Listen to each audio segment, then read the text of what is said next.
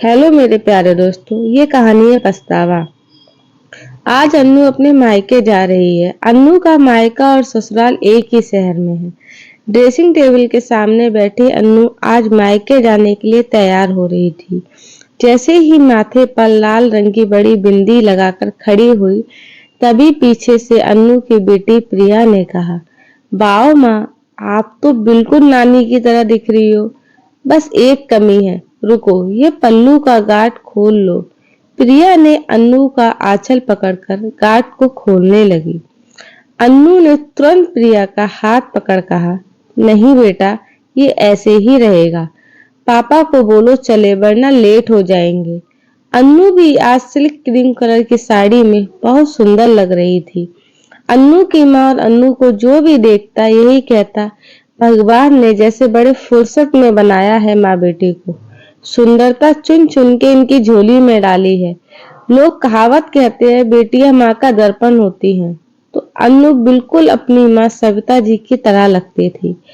भगवान ने शक्ल सूरत के साथ साथ व्यवहार भी बिल्कुल एक जैसा ही बनाया था माँ बेटी का। शांत सौम्य व्यवहार और अपनों के प्रति प्यार और समर्पण की भावना कूट कूट के भरी थी दोनों माँ बेटी में। सविता जी को साड़ियों का बहुत शौक था। वो हर तरह की साड़ी पहनना और रखना पसंद करती थी। उनके कलेक्शन में बनारसी से लेकर कांजीवरम तक सभी साड़ियां थी। सविता जी हमेशा तैयार और फिट फाट बने रहना पसंद था। सुबह उठकर सबसे पहला काम सविता जी नहा धोकर कंघी करके तैयार होने के बाद ही रसोई में या कोई दूसरा काम करती थी। सब देखकर दांतों तले उंगली दबा लेते। इतनी उम्र पर जैसे वह रहती थी कि आखिर इतना सब करती कैसे है, जबकि सविता जी दोनों बच्चों की शादी कर नानी बन चुकी हैं। अन्नू कार से जैसे ही अपने मायके में उतरी, एक पल को सबकी निगाहें उस पर रुक गई। जो अन्नू को देखता देखता ही रह जाता। तभी अन्नू की बड़ी भाभी हेमलता बोली, दीदी आप तो बिल्कुल माँ जी की तरह दिख रही हो, लेकिन ये पल्लू का गांठ तो खोल लेती, आइए मैं खोल देती हूँ। अन्नू ने अपनी भाभी का हाथ पकड़ते हुए कहा, नहीं भाभी, ये गांठ यूं ही रहने दो। ठीक है, अंदर तो चलिए। सब एक साथ घर के अंदर गए। अन्नू ने अंदर जाकर कहा, माँ देखो कैसी दिख रही हो। सब कह रहे हैं बिल्कुल आपके जैसी दिख रही हो। सच सच बताना कि क्या मैं आपकी तरह ही दिख रही हूँ। बचपन में जब आपकी साड़ी पहन लेती थी तो कितना गुस्सा होती थी, ये कहते हुए कि आपकी साड़ी साड़ी मैंने खराब कर दी। मैंने आज बिल्कुल वैसे ही पहन रखी और रखी भी है। मैंने आपकी साड़ी जैसे आप रखती थी, और ये देखो, ये पल्लू का गांठ आप गुस्से से बांधती थी ना।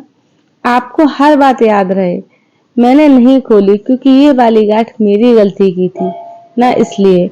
लेकिन हर बार तो आप मेरी गलती पर मुझे माफ करके मुझे गले लगा लेती थी। इस बार ऐसा क्यों नहीं किया?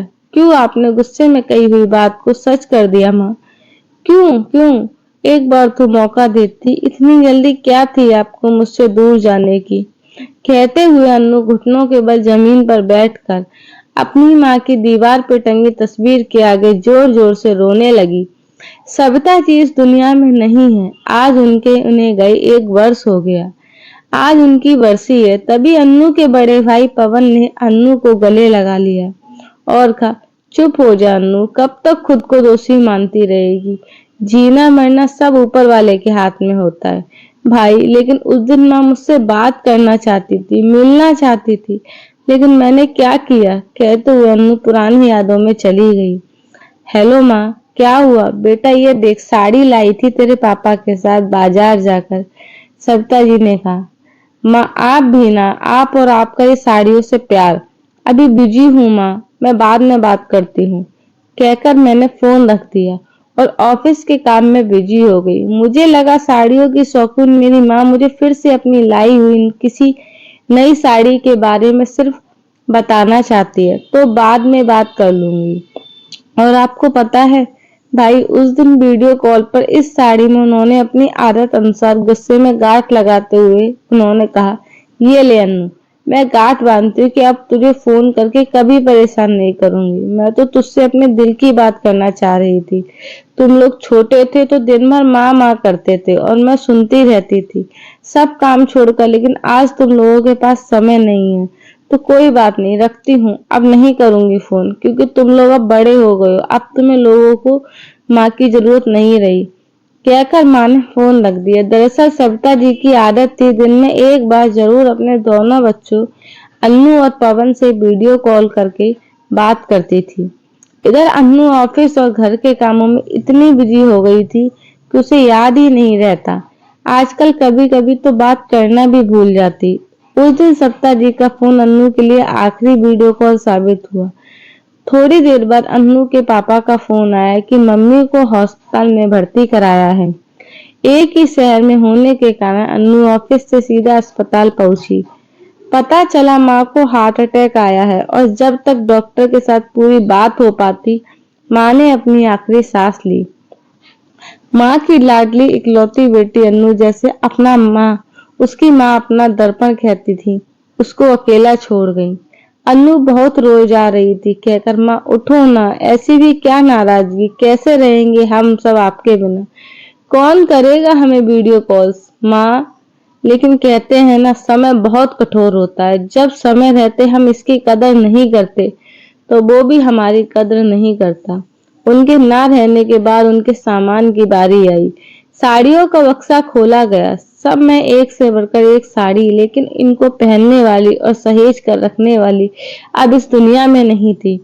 सब रिश्तेदारों की मौजूदगी में जब अन्नू की भाभी ने कहा, अब कौन पहनता है साड़ियां, इनको दान कर देते हैं, तभी अन्नू जैसे होश में आई और बोल पड़ी, नहीं भाभी, ये साड़ियां मैं पहनूंगी, आप मुझे दे दो।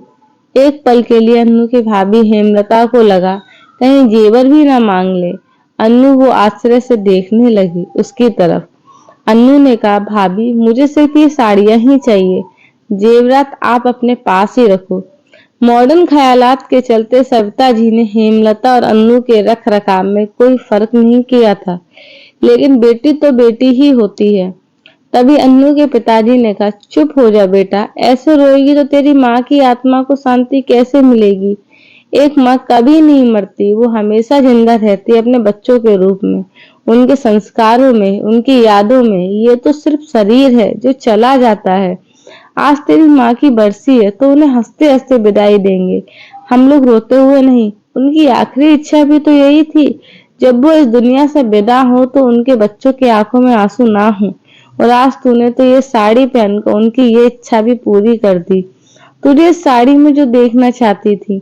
हाँ पापा, आप सही कह रहे हो, माँ के दिए संस्कार और परवरिश हमेशा मेरे साथ रहेंगे और मैं उनका हमेशा पालन करूंगी। ये जब भी उनकी साड़ियां पहनूंगी तब तब मुझे उनकी गोद और ममता का एहसास होगा। वही खूबसूरत एहसास हमेशा जिंदा रहेगा। दोस्तों, बहुत बार ऐसा होता है कि हम ना चाहते हुए भी अनजाने में ऐसी गलती कर बैठते हैं जिसका पछतावा हमें जिंदगी भर रहता है। इसलिए जब भी माता पिता आपसे बात करना चाहें, आप बिजी होते हुए भी उनके लिए समय अवश्य निकालें। अगर आप लोगों को मेरी कहानी अच्छी लगी है तो मेरे चैनल को लाइक करें, सब्सक्राइब करें, शेयर करें एंड कमेंट करें। धन्यवाद।